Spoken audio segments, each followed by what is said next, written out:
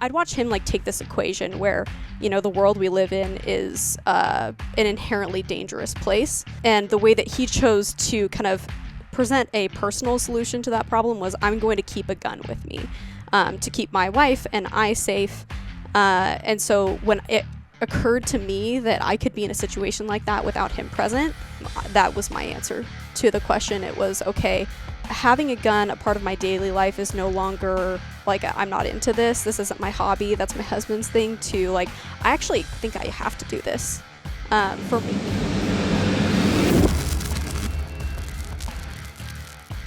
There we go. Is everything recording? Yeah, yeah. He said it's on, and I've been recording for 4 minutes and 58 seconds now. So everybody's on. I can hear everybody. You're doing great work. I'm so glad He does a good job. He does. He does. So today, am I doing the roll-in here? Mm-hmm.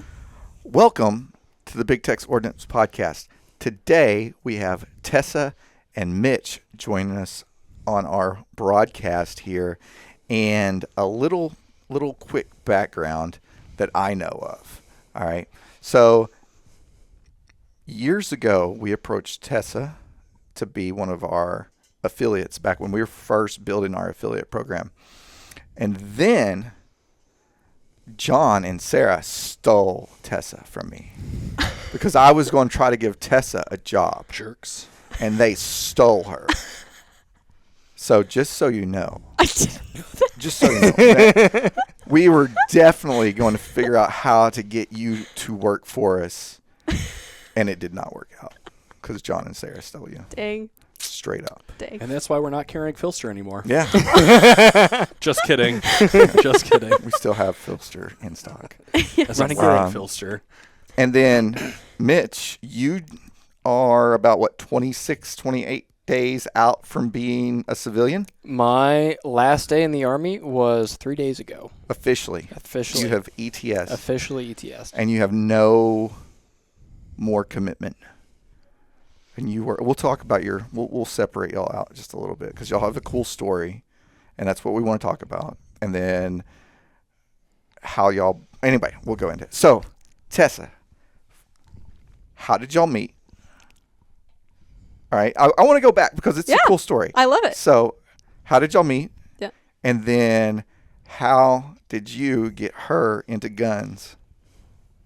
Because that's what everybody really wants to know about. Okay. Great. Okay. How did we meet? So we both grew up just outside of the Portland, Oregon area.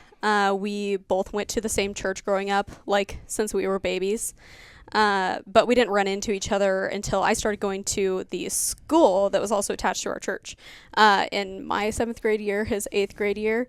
And we didn't really hang out much in middle school, and then kind of flew in the same friend groups in high school. And then he decided to go to this school somewhere in New York, and we started dating once he left. I conveniently moved like 2,600 miles away, and then we started dating. Yeah.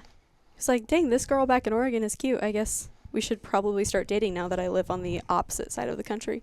So yeah, we met just, because we're in the same place, and then started hanging out more seriously once he was far away, and dated for the last 3 years. So we didn't date your first year at school. We dated for your second year at school and got engaged your third year at school, and were engaged that entire senior year and got married 5 days after your graduation. Something like that. Yeah. Yeah. What school in New York? West Point. Oh, okay. South Hudson Institute of Technology. Yeah. I've been to West Point a couple times. Yeah. It's a pretty place. It really is a really beautiful place. Yeah. It is. It's Especially really in the fall, you can't beat it. From probably late October till spring break, it's a little cold and sad, but yeah, it's okay. Just like most of New York. That's fair. Right. Time. Yeah. And most of the people who go there. Mm-hmm. But all of us ladies that would come and be guests at the West Point things, we had a great time. We'd come visit our guys, and they're at school doing the sad New York school thing, and we show up, and it's it's time to do a dance and have a good time. So all of my memories of going to West Point visiting are just incredibly positive. I had a great time at West Point. But yeah. And Yeah. for the record, like I wouldn't trade it for the world. It was what I always wanted to do, and it was a great experience. But Nice. I would never ever fault anyone for not wanting to. Never in 100 years. And did you go through high school knowing that that's where you wanted to go? I wanted to go there since I was in the 7th grade.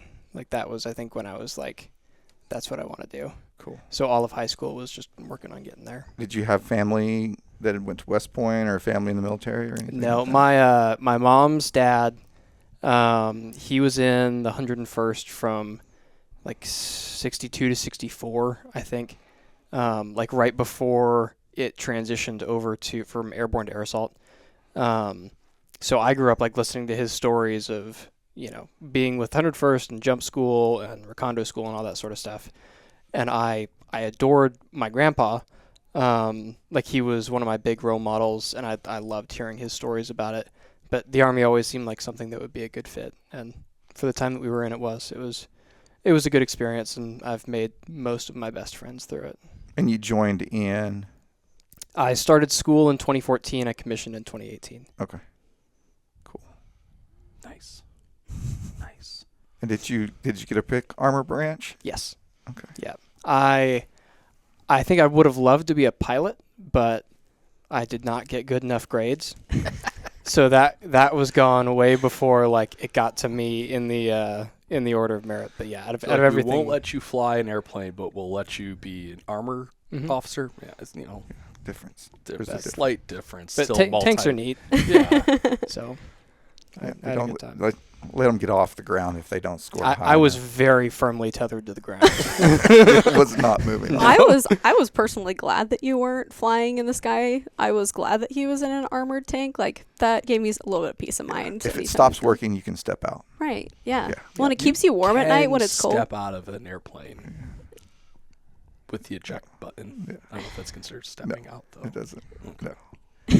Doesn't work like And that. that's why that's why I was enlisted. Even when I was in, I thought like if you would- helicopters had ejectors. like one of the things you do if the turret quits working in a Bradley, and I'm sure it's the same thing in an Abrams, is you power down and power back up. You turn it off and turn it off, turn it back on, like everything, like basic, The solutions that your IT guy gives you at your office extend way farther than you would ever hope. Yeah. But you can't do that in a helicopter. You can't be like, turn it off, turn it on again without landing. Anyway, True.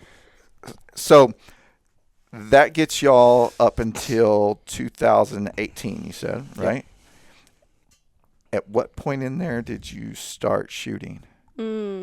Yeah. So the shooting aspect. So he got into guns much younger. So maybe give that little backstory on your end, and then we'll catch up to when you brought me into the picture. So I've shooting has been like my hobby, like really my only significant hobby for like as long as I can remember. It's really been the only thing that I've like really, really loved to do. Like my parents weren't into guns at all. Like they were not super comfortable having guns in the house, but I just bugged them enough, I guess. Like starting when I was little, like they made the mistake of like letting me shoot a BB gun at my grandpa's house, and then that turned into airsoft guns and 22s and just kind of going up from there. So I think I shot my first match when I was like 13 or something like that. And just kind of like that was what I wanted to do. I was like, that looks like a whole lot of fun. Like, let's give it a shot. So I've been competing off and on really since I was 13. Nice. And then after we got married, like it was still, was and still is my hobby. It's the thing that I enjoy doing. So Tessa was super supportive of that. Like she didn't want to hinder that, which was, really wonderful because she did not enjoy it. It was loud and, like she understood the gravity of guns. It's like, something to take seriously. So she was not super interested, but like she'd go to the range with me and like she would sit in the car while I shot for a little while, and I'd try to get in and out as quick as I could so that. Yeah. So I wanted to be supportive of that. Like the last thing I wanted to do was, be early married and be like not supportive of the hobby that he was clearly so passionate about, regardless of the fact that it wasn't something I was interested in. So yeah, I would go to the range with him, and every once in a while I'd get out and I'd shoot his little 22. And, I'd shoot his Glock 19 every once in a while too, but it wasn't something I wanted to do, as in, like, I didn't want to carry. I watched him put on a gun, on the weekends. Obviously wasn't carrying when he was at work during the week, but, I'd watch him put on a gun and, I'd go to the range with him, but that was his thing. And I'd grown up with guns in the household, but it was not a part of really our home, like, culture. It was like they existed in our home, and my dad was like a bow hunter. Like, we didn't really do gun stuff. But so when we got married, we moved down to Fort Benning. I'd, go to his matches and stuff like that. And then we moved to El Paso, Texas. And we had not been there very long when the shooting took place there. I think we'd been there for maybe 2 or 3 months. And it occurred at a place where I wouldn't have necessarily been shopping at that store, but I would have been at the Costco that's in the same parking lot. And that was the first time anything like that had happened at a location in which I knew I could have been there. That was kind of my wake-up call, that, if I had been there, I would not have been able to do a thing. Not only would I not have had, tools to deploy if needed, I wouldn't have known what to do, period. Like, I would have just followed the crowd. I would have hidden somewhere. I would have had zero if this, then this. And that was not lost on me when that occurred. And so I think that the reason I started getting into guns after that was because I'd watched him like take this equation where, the world we live in is an inherently dangerous place. And the way that he chose to kind of present a personal solution to that problem was, I'm going to keep a gun with me to keep my wife and I safe. And so when it occurred to me that I could be in a situation like that without him present, that was my answer to the question. It was, okay, having a gun a part of my daily life is no longer like, I'm not into this. This isn't my hobby. That's my husband's thing, to like, I actually think I have to do this. For me, like, personally, this is something I think I have to do now. And so when that happened, I basically was like, okay, husband, I'm going to be carrying a gun now. Can you show me how to do that right? And so that's how I got into guns, period. Like, I did not care to shoot them. I didn't enjoy shooting them. I didn't appreciate the sound. The reciprocating slide freaked me out. If I was going to shoot, I'd prefer a revolver at the time. And that's actually what he got me as my first carry gun, was a revolver, because that all kind of was like a fear of mine. But that's how I got into guns. It was not a like, oh, this is fun. It was I have to do this now, so I guess I'm going to do it the right way. I think to pointedly answer the question of, like, how do I get my significant other into shooting, I think that the simple answer is you don't. Yep. Like, you don't make them. And I think, like, usually when people are asking that, it's like, how do I get my wife or girlfriend or whatever to like shooting? What they're saying is, like, how do I make them do that with me? Like, how do I make them enjoy it? And you can't make them. You can't, like, if they're not drawn to it, like, they're probably not going to like it by you, like, lugging them out to go stand in the sun and, like, listen to loud noises for an hour and a half. Right. But having, like, the basis of that being, like, your relationship, and, like, this is something that I do, it's something that I enjoy, like, these are the realistic like, reasons why I do this in terms of safety and whatever. If they see you taking that seriously and doing it responsibly, chances are they will get to a point in their life where that is a solution to a problem that they have personally identified and that they've been able to visualize themselves in. And at that point, you are the responsible and trustworthy person that can start to walk them through it. Right. And once it's a necessity, like, and I'm sure we'll talk about this more, like, once it's a necessity, then, having to do it and, like, attaining some level of proficiency is going to come. And a lot of the time, enjoyment can follow comes with that, right? Right. One thing you've said, and I completely agree with, is that shooting isn't fun, but shooting well is fun. And so when you kind of start getting into it and you learn how to do it well, and that's not necessarily learning from your husband. You don't necessarily learn how to do it well by learning from your husband. That just happened. That did work well for us. And one thing he didn't mention about like kind of his shooting background was that he was on West Point's pistol team while he was there. And that gave him a lot of opportunity to teach people how to shoot. He had a lot of exposure to instruction. And so he also had a lot of exposure to needing to be patient with people in that environment. And so when it came time, for him to kind of give me the basics, I feel, he did an amazing job of being patient with me, not giving me too much at one time, giving me the things that I could handle in the moment.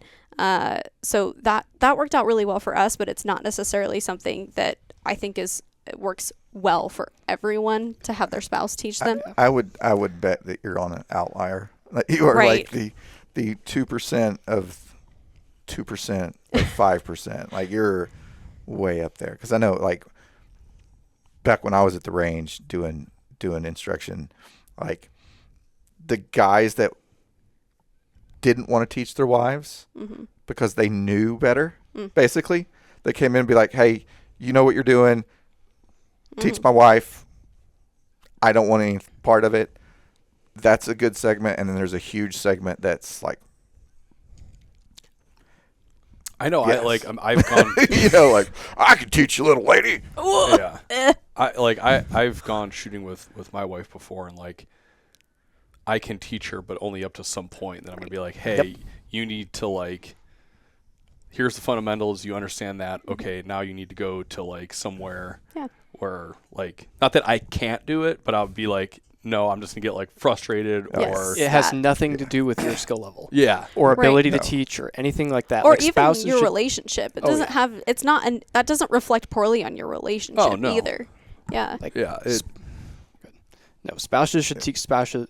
Spouses should teach spouses for as short a time as possible. Yeah. I think, and kind of what we've come to realize is like when an instructor makes a correction, it's like they are critiquing your technique, or like the way that you're doing something. And that's it. When you're in a marriage or like some other like close personal relationship, like you say like, move your support hand a little bit higher up on the gun. And sometimes that's heard as I'm a bad person. Or, going the other way, it's like, I try to like give a correction and it's like, that doesn't make any sense. And Right. it's like, I'm a bad person because you're not understanding this. Yeah. And so like being able to remove that layer of like emotional complexity out Right. of it is, I think, really prudent for Yeah. long-term enjoyment of the sport or the skill, and also long-term success and just learning how to do the thing. And I think that we learned that more as I progressed into it. I think that you had, you kind of gave me the fundamentals. I realized I didn't want to carry a revolver, and we went through the process of me picking my first carry gun. I actually think we picked an outstanding first carry gun in the Glock 42. Like, I really don't think that I could have started with a better gun. It's extremely shootable. I realize it's low capacity, but it's extremely shootable, and it's very slim. And for somebody of, my 5 foot, 100 and something pound frame, carrying something slim and small like that, when you don't know how to do the concealment thing yet, like that was a good way for me to have success both in shooting, but also in carrying something. And then once I started wanting to take classes with instructors, I realized like 6 rounds is probably not going to work in John Johnston citizen class, so I, got the Glock 48, and that became my class gun. It still is my class gun. Like, that's what I usually will take to classes. And I started getting into that and started spending more time in classes like that. And that's where it became, I shouldn't say like more challenging to receive instruction from him, but I started having opinions. I started understanding it more. And so that's kind of where we broke off from that. Like, he was my instructor. And we basically, like, when we go to the range now, it's like, you go to your bay, I go to my bay, and we still go to the range together, but we don't usually shoot together.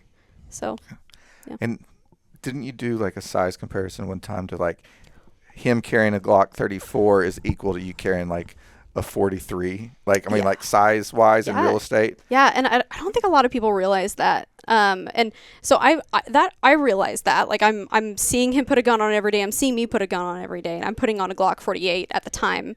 And he was putting on a Glock 34, and I'm like, he's concealing his 34 easier than I'm concealing his Glock 48. Like, that doesn't make any sense. And so we were like, let's try to math this out and see like what the situation is. And so we took your hip to hip distance measurement and divided that into your gun height measurement, and that produces a percentage. And I think for me with Glock 48 and an optic, my percentage is like 67% of my hip to hip distance. And for reference, and John and Sarah kind of helped me come up with this reference point. For reference, 40% is where people start seeing issues. Like you can conceal a gun with that is 40% of your hip to hip distance, but anything that kind of starts going up from there, you really need to start understanding like the keel principle and how to tuck the grip in closer to your body and how to use wings and wedges to your advantage and placing the gun for the best part of your on your body. And so I'm working with 67% of my hip to hip distance. Like, that is a big challenge. That's all the concealment mechanics plus dressing around the gun. And then you were like somewhere in the like 55. It was in the 50s. So yeah, a 48 on her is proportionally substantially larger than me carrying a Glock 34. Yeah, carrying a Glock 34. Yeah. Which is science. Yeah. And you're not a big dude. No. I mean, I'm like 5'10", like 175, and Yeah. I have relatively narrow hips. So like, Yeah. I think my hip to hip measurement is like 10 inches or something like that, like going between my hip bones. So like I'm not a big guy, but yeah, like I'm definitely like broader and much taller than Tessa is, which is like, and I think that, like, that's something that is kind of missed sometimes. With, like, we're trying to like recommend guns to somebody. Is like, carry the biggest gun you can. Yeah, and I think that there's a lot of merit to that advice, but I think that people sometimes forget that like learning how to carry a gun is sometimes just as hard as learning how to shoot a gun. And if we try to make somebody do like concealed carry on hard mode, like that can be just as detrimental as trying to teach them to shoot on hard mode. they won't carry the gun. Yeah. Yeah, It's like Right. like what happens if you take someone brand new to the range and you give them a Smith & Wesson Airweight with 357, they're going to be like, that sucks. No. Yeah. And I think that like that same amount of frustration and difficulty can happen, when someone who is like, someone goes to someone who's Tessa's size or someone who's a little bit bigger and like, or even someone who's my size. Like if someone came to me and is like, hey, like Glock 17, an optic and a weapon light is like what you need, or you're kilt in the streets. It's like, I can do it. Yeah. If I throw everything in the book at it, I can do it. Yeah. Like it can work. But if I was like brand new, had never done any of this before, like really wasn't even sure that like this whole gun thing was like really a good idea, you put that on and you'd put on like whatever you have in your closet and like, I'm printing this like is crazy. like kind of dumb. Yeah. So, either someone will be like, no, or they will do like the concealed carry version of like, I actually don't have to shoot that good. It's fine, which is, it doesn't matter if I'm printing, which is something that's contextual. And I think that that's something that like, if someone comes to that conclusion, like, okay, That's for them but to it's decide. worthwhile to come to that conclusion with a full knowledge of the pros and cons, just the same way as if someone's like, it doesn't matter if I shoot well. It's like, you can come to that conclusion, but it is helpful for you to know, the benefits and liabilities to that decision. And for somebody who, I daily carry a 365 XL. Like it's Yeah. comfortable. It doesn't take up any room. I can conceal it in almost anything because it is such a small gun to my body type. Right. I don't have as many carry guns as you. Yeah, I mean, But I'm a dork and I kind of rotate them. But Yeah. like, I mean, I'm a bigger dude, and I've seen him change carry guns midday. sometimes I don't feel like. Just not feeling it anymore. Yeah, exactly. The vibe is gone. But it like, I mean, I'm a bigger dude, and it like, it's hard for me to get comfortable and find a good like. I know, like for me, I need a wedge and a wing, no matter what. Right. Like it could be, I'm carrying a Glock 42 right now. Right. Because I'm in gym shorts and a Yeah. t-shirt, and Yeah. it's like, wedge in a wing no matter Yeah. what. And it like it's a comfort thing, but it's a concealment thing too. And it's funny, like living in Texas, we do have, I mean, some pretty decent gun laws, but like I've literally carried a Glock 34 in an Enigma at Home Depot in like something pretty similar to what I'm wearing now. Yep. Shorter And- shorts. Yeah, probably a little shorter shorts. And I'm standing in line, and there's this dude basically open carrying, and it's Yes. just like, it's a shitty holster, it's a shitty gun, and I'm just like, I wish I had like 15 minutes to talk to you about like, Come sit down. yeah, come sit down and let me have a discussion. Excuse me, sir. Do you have 5 minutes to talk about the Phlster Enigma? Yeah, or just like Gospel a of- better holster, or I Yeah. don't know, because I'm literally just like, I just want to take his gun. B, like, which I know you can't do, and like B, I just want to The like, intrusive thought is there. yeah, it's just like, no, stop it, and like, I just want to like help this dude. Right. And it's just like, no, it's not gonna be worth my time because he's probably not gonna listen. But like the science and the art of like concealing is such it's a task, like just to throw a gun on and like, I mean, I'm pretty much wearing the Enigma for most things now. There's a couple guns that I don't, but I mean, it's not easy to do, just to like throw a gun on and think you're gonna like carry it comfortably. Right. is not a thing. Yeah. Well, I mean, you're strapping like a hunk of metal and plastic onto your like organically shaped body. Like Yeah. it's a thing. Like can be pretty uncomfortable. Yeah. And we might have one of the easiest jobs To carry. to carry yeah. that, right? Because like, there's some days you walk in and somebody's literally got a rifle slung and a plate carrier on, walking Yeah. in the warehouse pulling orders, and you're just like, okay, right. it's just a normal day. Yeah, like, for sure. Yeah. And like, my biggest time is like dropping the kids off at school. Like, Yeah. here you go. Here's my kid. Let me get it back in my truck. Yeah. Like, Yeah. Man, not that I would carry on school grounds because that would be absolutely Yeah. illegal. Yeah.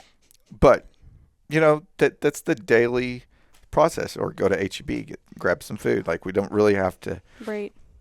I'm not in a non-permissive environment Right. whatsoever Well, and that I have that's to worry about. you mentioned it that printing concealment, it's contextual, right? And that means that everyone kind of has their own risk assessment to make on that, and kind of to decide how much it's worth pouring into for them personally. And that's something that I've put a lot of time into. Like, we've established I'm a little lady, and for me, I feel that it's actually really, really important that I personally conceal at a really, really high level, because I can, for lack of a better term, I can look like prey. Like, I can do things to make myself not look as much that way, but I can still be selected. And I could imagine a situation where somebody would see a little lady with a gun on them and think, that's a free gun. Yep. Yeah.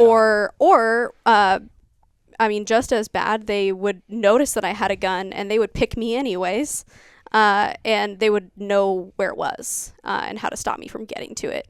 So for me, I can't really imagine a situation where it would be actually advantageous for me to have the element of surprise taken from me. So yeah, for me personally, printing is a really big deal, and that's where I spend a lot of my time making content on stuff like that, both for Arm and Style, but largely for Phlster. Just kind of walking people through the process of how to dial in concealed carry for themselves, and that goes all the way from talking to people about the concealment percentage principle, which is what we just talked about, like how to either pick a gun that's going to fit your body well, like in terms of size, or how to you already have a gun that you've chosen for concealed carry, you already have like a fixed concealment percentage with that.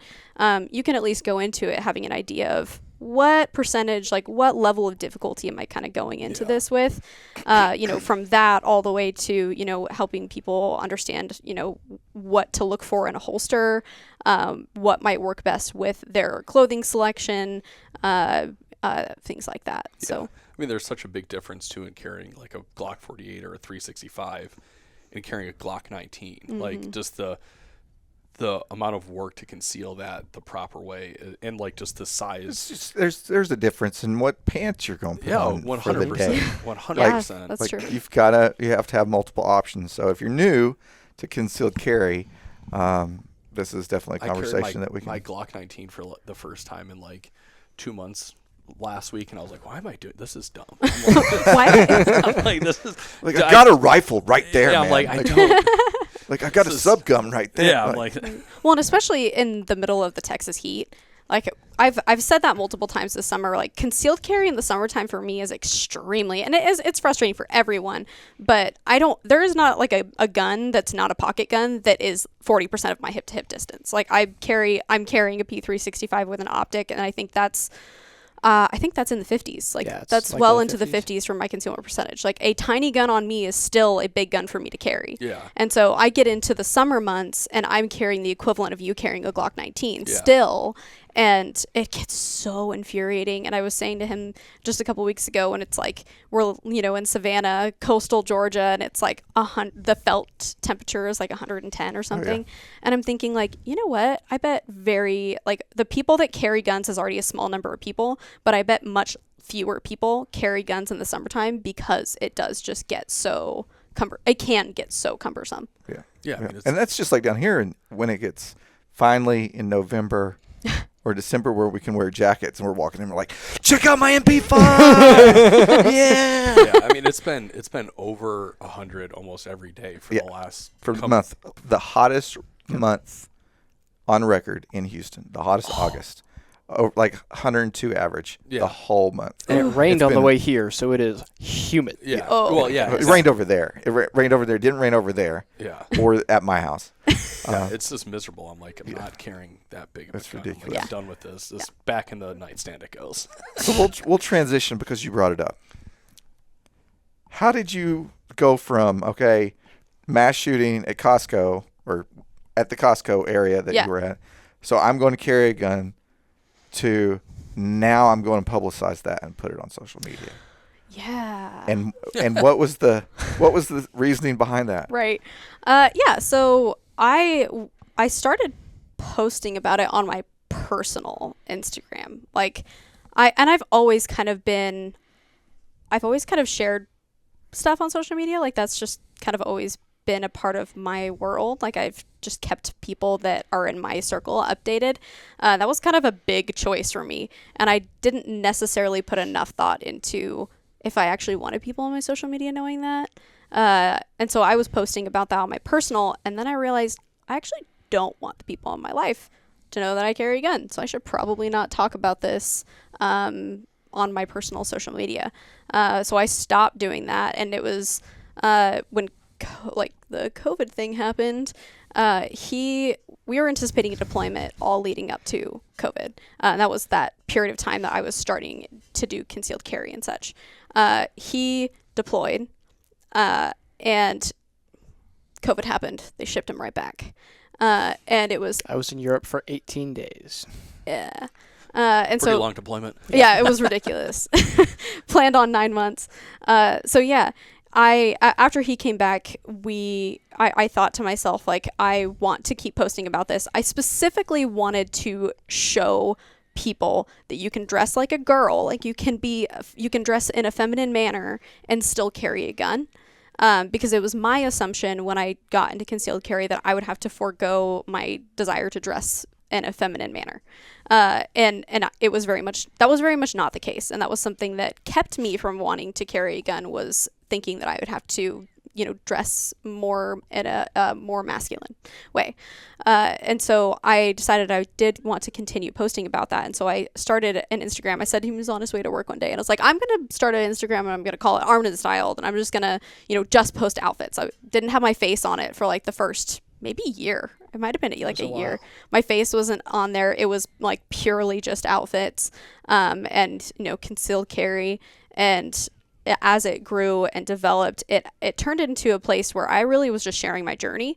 I was sharing, as I started going to classes, especially. That was, I think, when I finally started showing my face and turning it into like a platform where I was really sharing about stuff I was doing, instead of just outfits.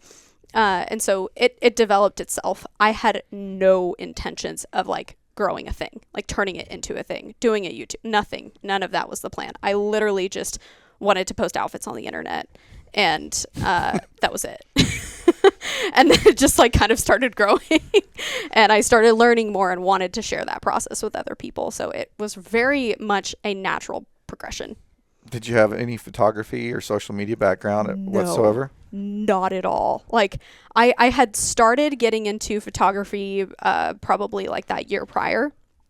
And a lot of military spouses do. Like you have to find a way to bring a job with you that travels. And I had a camera gifted to me and I was like, I guess this is how I'm going to make dollars now. Like take this Rebel T6 and, take pictures with it. And so I had like a tiny bit of experience, but that was, like family photography in the El Paso desert. And when I, started Arm Style, I was just using that camera to take, better pictures than my phone could take. But once I started a YouTube channel, I was still using my Rebel. And I don't think my original videos are still up. They're pretty cringy. But the video quality wasn't good and like my presentation wasn't good. All of that developed kind of as I was basically like learning how to do camera stuff in front of the people on Instagram and the people on the YouTubes. So no, I had absolutely no idea how to do camera stuff. That's all like self-taught from watching YouTube videos and stuff. So join the club. Right. I think we talked about that. Yeah. Like when you like emailed me, I forget how like that initial contact happened about, being an affiliate with BTO. You guys were my first like affiliate anything at all. When you guys contacted me about that, you and I had a meeting because I forget if you wanted to meet with me or if I wanted to know like what's the situation here. But we talked about kind of your background too and video and whatnot. I remember that was an interesting it's always kind of been one of those. And you like coffee too. I did, yeah. I did. You still do. I still do. Early 2020 was when we brought you on, I think. Yeah. Well, is that right? Yeah. Well, I didn't. I started. Late 2020. It had to be late 2020 because I started posting in early 2020. Yeah. Yeah. So the end of 2020 is when I got out of coffee and went full time here. Oh, dang. Yeah. I didn't realize it had been quite that recent. Yeah. I've been working here since, March 2020 is when Ike brought me on, and I did some photo and video stuff for him before that. Wow. But that's cool. Yeah, I can remember we talked on Google Meets. Yeah. That's actually the way all the affiliates, because like if you can't sit there and have a conversation with somebody, probably not going to work. That's fair. In the long run. I hope I did okay. Your first affiliate, right? There we go. You're still getting a check. I was your guys' first affiliate too? No. Oh, okay. I didn't think so. I think you're one of the first ones I brought on board because that was handled by a different person back then. But it works out well. We've definitely shipped some stuff and got some feedback, and I can't think of anything that I've sent you that you've said did not work, which is you've said we haven't done a ton of product. I think most of the product that you sent me have been optics. Yeah. And that's something I appreciate about working with you guys is I have an interest in something. Like I'll have an interest in a particular product and I can come to you and say, do you have this? So I can try this. And it's not so much like, hey, we need you to work with this product. It's, I have an interest. Can you work with me on that? Like I appreciate that model. And, I think it produces like good feedback. It does. And we do that with, we work closely with Jimmy, we work with Bruiser Industries, a couple other guys like that really, really closely. The guys from Barrel and Hatchet, they're kind of new to our program, but part of that's on us because like, I don't have the time to sit here and think of like, I need these 15 guys to come up with this whole marketing plan on this one optic or whatever. I don't have time for that. It's like, hey, what do you need? Mm-hmm. Okay, here you go. Mm-hmm. Take care of it. Yeah. So that's cool. Yeah. Nice. You got any questions? Along this? Can you talk about Phlster? I can talk about Phlster. So how did you conjoin with Phlster? So, good question. So Mitchell had actually gotten into holster making at one point in his tinkering. He likes to tinker. Everybody does. She called you Mitchell. That she was like Mitchell. Oh yeah, I call him Mitchell. Everyone calls him Mitch. It like feels Tessa weird. and my family call me Mitchell, and it Or feels M. weird if they say anything else. Oh yeah. Everyone else. You're like, calls what's me wrong? Yeah. But if other people call him Mitchell, it's weird. Does that make sense? Like we call him Mitchell, everybody else calls him I Mitch. can't explain it. Yeah, Just be doesn't like make any that. sense. I'm doing good Anyways. not to call him sir, so we're good. Yeah, we didn't salute him when he At got least out. that's over. Oh geez, yeah, that's behind But yeah, us. I started watching John Houtman's like Holster making videos. original Oh, holster wow. making Okay, cool. videos in what was that, like 2010 or 11? And like back then, I think like there's certainly people who don't know that like in 2010, like a state of the art holster manufacturing was a toaster oven, 2 pieces of foam that you bought from knifekits.com, and some sort of press. And you know, you like a blue gun or like a normal gun, and like bits of like dowel rod and painter's tape that you like taped all together to make the drone, you know, that you would actually press on. So like I started watching that because I was like, That's cool. you know, yeah, that's cool. Like, I and need you a know, good holster. yeah, and like you know, back then I was, how old was I then? Like 13 or something, and I'm like, I'm not gonna go like pay the money. Like I don't have the money to buy something from Raven Concealment, Right. and I don't want to wait however like 4 months for it to get to me. So I was like, I'm gonna like give this a shot. So like I've been familiar with Phlster for a long time and like following John's stuff.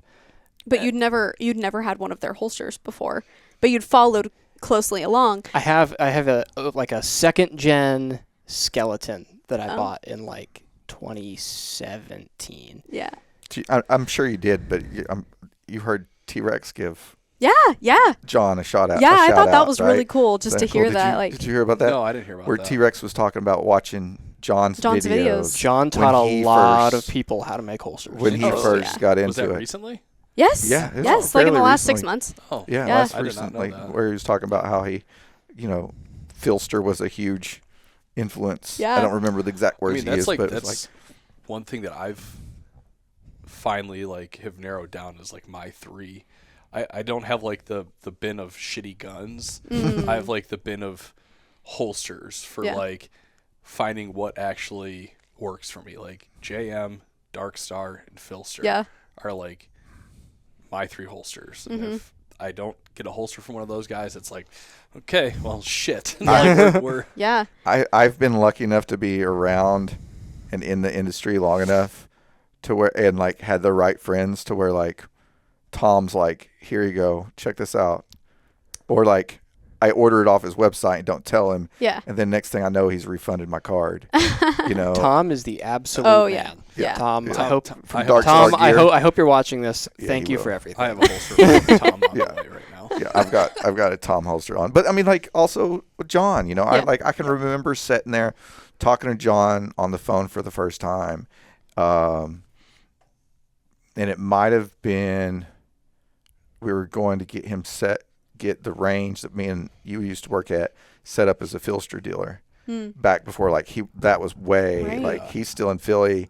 Oh, He hadn't wow. been, I don't even think he met Sarah at that point in time. Was he still like making all like Yeah, every he was single? still making everything. Wow. Yeah. Yeah. And then, you know, fast forward a few years later, I did an article on the Pro Series when the Pro Series came out for I remember Recoil. when you did that. Yeah, and took the pictures and talked to him and Will Petty and a bunch of different dudes on that.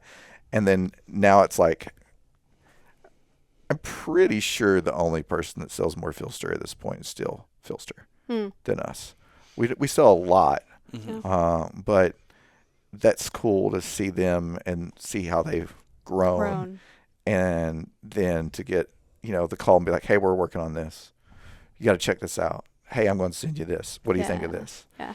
I And, remember working at that place and like people looking for holsters and it'd be like, please don't Sold buy this piece so of many shit Dark garbage." Star gear holsters. And I was like, go to Yeah. BTO, Yeah. they're local, buy a good That's awesome. holster, and I sent a lot of people. Oh, I sent so many people directly to Dark Star's website or Yeah. Phlster's website. And like, here, Just don't. Yeah. yeah. Don't even bother. Please Don't save even your look at that. $60. Don't Yeah. make me do this. Yeah. I was like, I don't want to sell you this thing. Yeah. I Go did. somewhere I sold else. 0 holsters there. Oh, I tried to sell as few of holsters as humanly possible. I sold my personal Dark Star gear holsters to customers there. I was Whoa. like, here, Just take this. give me $40 Yeah. here. I will buy a new one. Yeah. That's awesome. You're not buying that. Yeah. Yeah, so he was into that, right? Like Phlster was on his radar, and I was having a heck of a time trying to figure out how to carry a gun. Like it was it was a whole thing.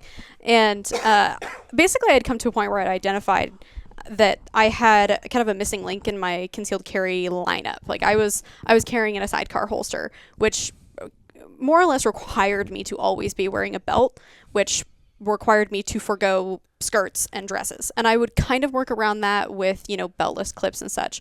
But the fact of the matter is that your gun is only as stable as the thing you're attaching it to.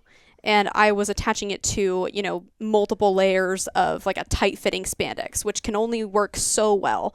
And so I had identified that missing link, and he was not going to hear the end of it. I mean, anything that was frustrating about the concealed carry process, like he was keenly aware that I was not having a great time. And so he was also keeping his eye out for a solution to those problems. And he, sent me one of Phlster's like teaser videos, and I was looking at it. It was Sarah showing that she was, getting sub-second draws from yoga pants. And I was like, what is this? Whatever that is, I want that thing. And so I just messaged the Phlster Instagram, like no other contact with them at all before. I just messaged them, was like, hey, you're teasing this thing. They hadn't posted any pictures of what it was at all. No. Like I had no idea what it looked like.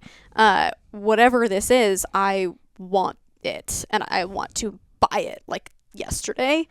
So like as soon as I'm able to buy this from you, please let me buy it. Like that's the same conversation I had with them about the Enigma. And then I waited a year and then canceled the like 400 that we had on order. Oh my gosh, you didn't get one like to before it sell. all sold out? No, to sell. Oh, got to it. sell before they, were Right. like, well, no, we're not doing that. The huge headache they had with customer service and all that. Yeah, I mean, that was their wild. decision. It was like, you're not getting it on launch day because we don't know how well it's going to do. Right. Oh, and by the way, They're all sold out. yeah. Yeah. So they sent me one like a week before launch. And it was the original, like the standard or open source Enigma, non-light bearing. And I opened that up. I had no idea what it was going to look like. And I'm like, what is this? And I had to assemble it. And that was like, it was a frustrating process, like trying to figure out how to assemble it. But that was like kind of how I started talking with Phlster, was they sent me an Enigma, and I naturally had a ton of questions. Like they sent an Enigma to a essentially beginner concealed carrier. And so I'm putting it together. I don't know about concealment mechanics. And so I'm messaging John and Sarah privately. Like these are my first couple of conversations with them. I'm just messaging them, sending them videos of like, I was doing it with a Glock 19 and a pro holster. So they're trying to walk me through all of this. And that's kind of how we, like, the channel of conversation got started between us, was having them kind of help me learn about the Enigma. And the Enigma, ultimately, I feel like the Enigma is actually what taught me about concealment mechanics, because once you start messing with it and really like trying to dial it in, it's kind of like almost like a self-teaching process. It can be intuitive if you focus on it. And so that was my initial contact with them. And then Sarah messaged me one day and was like, hey, I had a spot in this class and I'm not going to be able to make it. And I've asked the instructor if he would be willing to have you take my free spot in this class. And he knew the industry, like he'd been doing gun stuff for a long time. And so I was like, who's this instructor she's talking about? And he said, that's a great class for you to go and take. So Sarah actually gave me my first opportunity to take a legit firearms, professional firearms training class. Who was it? It was John Johnston. Okay. His Tessah and Standards class. Yep. So Tessah and Standards was my first class, and it was also I think it was like probably my first time really shooting a dot. Like I showed up to that class with basically a brand new gun that I had no experience with, and an optic. Like I'd been shooting irons. I've been shooting a little Glock 42, and I showed up to this class with a Glock 48 with an optic on it. It was like, teach me how to do the thing, and it was great. What do I do with my hands? What? I said, what do I do with my hands? What do I do with my hands? But it was great because I walked away from that class, not only like leaving with more skills myself, knowing what I needed to work on, but also need some water. He's dying. Sorry. I'm good. You're good. I'm going to just mute you. capturing your last hearing moments Yeah. on camera. Yeah. The funny part is you're not going to hear any of that. You're just going to see him spasming in the background because I'm I'm okay. Silent I'm convulsion. okay. Silent. Sorry, as you were. Walked away from that class with knowing that I had stuff to work on, but also having seen what's possible from other students, like seeing that these are people that are not necessarily, they're not competitive shooters, they're people that carry guns, and they have this level of proficiency. And I'm capable of that. Like, that's essentially what that class showed me, was like, you're capable of getting there with just some deliberate effort and instruction. And so that kind of put the bug, like, I kind of got the training bug from that. And that's kind of where I moved on and started taking more classes. But that's kind of how I got started with Phlster. And then it wasn't until I started working with Langdon Tactical on their Discover project in Arizona, in Gilbert, Arizona, that I actually got to meet John and Sarah in person, because they were also a part of that initial Discover project. And it wasn't too terribly long after that they brought me on to work with them. So that's kind of the Phlster story there. Nice. And who have you trained with since then? Who have I trained with since then? I have like a whole list on my website. Let's see if I can remember them. So we've got that class with Citizens Defense Research. I think the next class that I took was another Citizens Defense Research. It was Armed Parent Guardian. Fantastic class. And then I think after that, I went to the ASP National Conference as Phlster, and I took several different classes. I took a class with AJ Zito, with Riley Bowman, and I think those were my two. I took a ballistics class with Chuck Haggard. I took, his like sampler OC course. Let's see, did I take anything else? I took Chris Seipert's like home defense in class, like just the lecture portion. Yeah. That was really cool and very practical advice for just like deselecting I'm your home. I'm trying to get Chris to come down here and do that. Chris is very well spoken. Like, it would be really awesome if you guys could even just have him on the podcast. Yeah. Like, he's very articulate. So yeah, Chris, and then let's see, these are like years back, but John Murphy, yeah, Riley Bowman, yeah, Tim. Oh, Tim, A couple of times. Yep, I took with my gosh, Steve Anderson. Yep. Steve Anderson. That's what I'm. Well, and then we remembering were right at now. TACON this last year. Oh yeah, so a smattering of people. We need at- to go. A to smattering of people at TACON as well. A You guys smattering. didn't. You guys weren't at TACON. that. No, No. we need to go. To Yeah, are you TACON. guys gonna be at TACON this year? I don't know. Is it in Dallas again? Yes.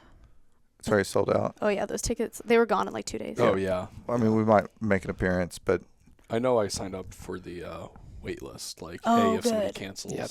Yeah. It's a fun event, and Yep. I think like there's a couple of things there that like I haven't really seen replicated other places. Like Right. the shoot off is one where it's like that's really cool because there's so many people. did you win or come in second last year? Second on that one?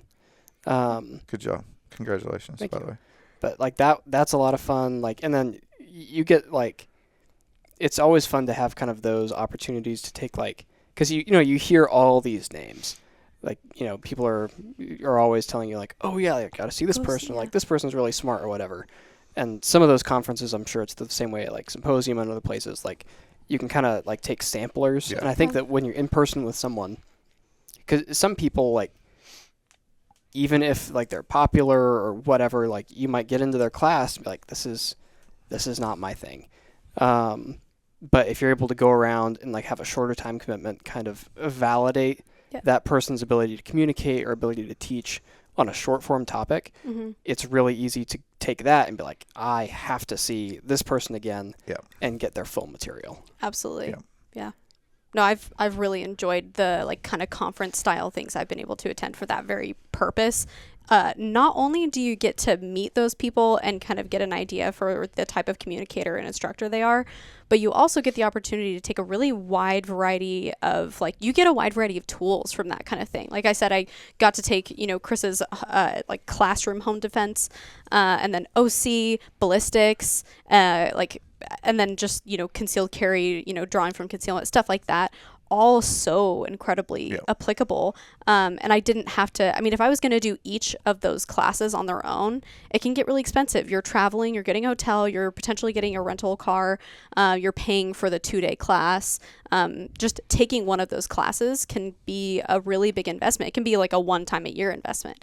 But if you go to one of those kind of sampler opportunities, you get to take those bite-sized pieces from each of those, and you walk away with more of you get a variety pack. You walk away with a variety pack. That's what I like about symposiums. Yeah. Which you gonna make it this year or next year? I should say it's not happening until next year. I'd love April. to.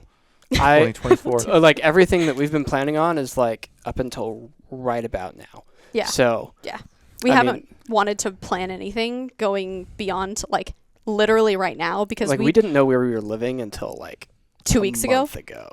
Yeah. So like 3 weeks ago we decided we're moving to Phoenix. Like we'd run into our friends and they'd be like, "Hey, like you're getting out in like 2 weeks. Like where are you going?" Like I don't really know. I also asked that Your question. guess is as good as mine, man. Yeah, I can't even imagine trying to find a job right or now. a new career transitioning in this current environment. Can you say what you're doing? Because I don't know what you're doing. Did you find I'm working with Northrop Grumman out of their Mesa office. I'm going to be a project manager on their Bushmaster cannon system. Oh, cool. So like the 242, like the 25, and I want to say it's like the XM813. It's like the new 30 mil variant. So I'll be doing like some of the like aftermarket support for some of those contracts. Cool. That's cool. Hopefully. If you can slide us one, we'd love to have one for a demo. No. Well, you're good, dude. See, when you go onto the Northrop careers page, one of the benefits they list is employee discounts. So I'm not really sure what all that applies to, but I'll give you a call. They've got a deal with like, I can hook you T-Mobile. up. It's where you get 15% Yeah, I was just say off. a watch. You get 15% off of your Employee discounts. Can I cell get phone a bill. autocannon? No. My wife, one of the companies she worked for in the past, had that like if we signed up for AT&T, you got like 15% off of your cell phone bill. Well, maybe you'll get some sweet, discounts on a Canon or something like that. That'd be great. Canon, like shore ad for the house. Like, Yeah. Would be good. Like, I might have some rounds. Some like space age GPS stuff. Yeah. Airburst. Yeah. The 30 mic is sick. They've been talking about it for a long time. Replacing the 20. Anyway, won't even get into that armor tangent. But yeah, so I mean, Symposium's awesome. This year, Craig's on the list. Aaron Cowan. We got Sage Dynamics out there. Then Dan Brokos, Chuck Pressberg, like Alex. All the usual, the Alex from Ridgeline, all the usual suspects. Not so much the concealment crowd. No, it's but if you want to go to gun camp for 4 days and everybody hang out, likes gun camp. It's a. I'm going to a revolver roundup this year, and that nice. sounds like so much fun. Super pumped for that. I'm going to drive from here to Arizona, camp in my car, and shoot wheel guns for a weekend. And That's the most American thing I've heard Is it this sold week. out? I think, but I don't know offhand. I should give that a look. You should. Big Texas sending you that. I am. Yes, they are. Very, very lucky. And you're taking my Ridgeline spot this weekend. I am. I'm leaving on Wednesday to head to New Hampshire to shoot a 3-day class with Alex and Dan Brokos. Jared Rustin. Yeah, so that'll be good. It's gonna be. I'm jealous, but I'm glad you're taking it. Yeah. So what else do y'all have coming up besides the move? I'd like to get a puppy. Yeah. Yeah, we agreed a puppy and a grill are Yeah. So one thing in our like years of being in the military is we moved. I think by the time we've moved now, it'll be 8 different houses in 5 years, and with that meant like we've always wanted to have a grill. But we've never gotten a grill because who wants to move grill 8 times? Like who wants to do that? So we've never gotten a grill, and we've also never gotten a puppy because we didn't want to have to worry about the landlord situation, like not being able to bring the dog or not be able to find housing. So we've never had a puppy and we've never had a grill, and I don't know how long it's going to take us to make those things happen, but yeah, that's next for the Booth household is a puppy and a grill. I love this journey for you guys. It's exciting. I mean, can't go wrong with puppies. No. Or grill. Or a grill. Just don't grill the puppy. No. I also want a pizza oven, like an outdoor pizza oven. Those are cool. I want to like take my sourdough making to the next level. She makes sourdough pizzas, and it's incredible. Yeah, we tried to make sourdough. My wife and I. Well, mostly my wife. Yeah. But our house is like too cold for the starter, and it did not go well. Yep. Well, I've got a little starter in the car because it's moving with me. So if you want some, I'll hook you up. Hook you up some sourdough starter. Ike's sister made a sourdough bread the other day and dropped it off. And That's what y'all were talking about. Yeah, it was really. We just ate like an entire loaf of bread in 10 minutes. That is that's the literally serving size. Yeah, it was so good. Our household. What have you got coming up with Phlster? What have we got coming up with Phlster? There's all kinds of things that I'm really, really excited about. I feel like I'm messaging John and Sarah on like every 2 weeks, like, can you make this thing? Can you make this thing happen? There's really not a lot that I can really talk about because timelines are so unknown. Oh, yeah. Like with the floodlight, the new floodlight that we launched with the ComfortScape, that was supposed to launch like 2 months before it did. So, and same thing with the wedges. Like those were supposed to launch several months before they did. Yep. So, I can't say what's coming, but there's definitely more cool things coming that are going to make my life a lot easier in terms of concealed carry. So I'm stoked on that. There's cool stuff coming from Phlster. Nice. And then as far as like Arm & Styled and the channel goes, like I said, like when I started all of that, it was supposed to be outfits. No face, no like videos, nothing. It was not supposed to be any of that. And I named it Armed and Styled. Like it took me 5 minutes to pick the name. And it's become a thing. And so I would like to, and I'm not sure what the timeline is on this either, but I would like to shift it into something that's more broad.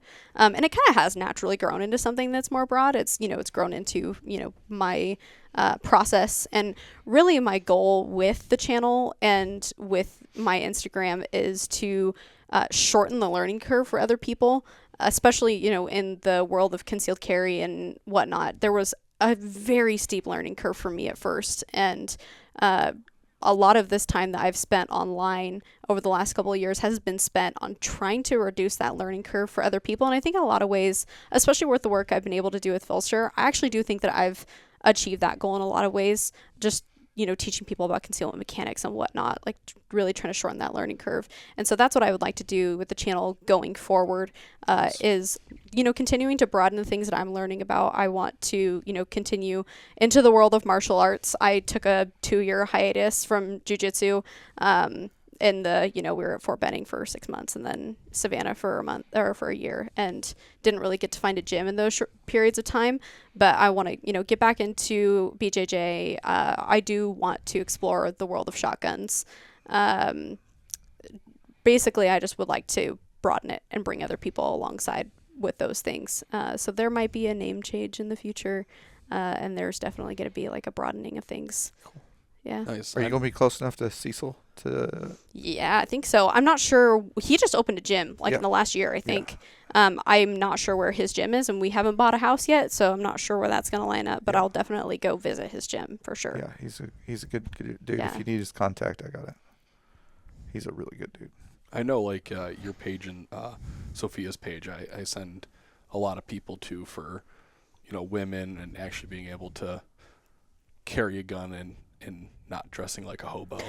So, I dress like a hobo. You gotta have people to recommend, when yeah. I mean, it's we talk to a lot of people with the industry that we're in and what we do. So it's always like, go look at their pages for, actual concealing and carrying and doing what y'all do. So keep up the good work. Yeah, definitely. You definitely do. Your channel, your YouTube channel, you've got what? You're at 40,000 something? I think I'm approaching 50 something. 54? Wow, I just snap. Totally took out like 20,000 followers. I'm sorry. I apologize. It's okay. And that's always a challenge, building something along this lines in YouTube. So congratulations on that. But at least every few weeks we share one of your videos on our Wednesday email, because you put out good, concise information about if I'm like, hey, man, I need to put out some concealment stuff. Boop, boop. Oh, there we go. There's Tessa. Put it out there. So awesome. Thank you for that. And thank you for being a part of the extended Big Tex family for sure. Yeah, thanks for having me. Thanks for coming by and sharing your ETS trip with us a little bit. Yeah. On Congratulations. Labor also. Day. I mean, some of us came in and worked this morning a little bit, and he's been out here, he's been here. But this definitely is this. Everybody that's working at Big Tex is currently in the room right now, because everybody else is somewhere or off.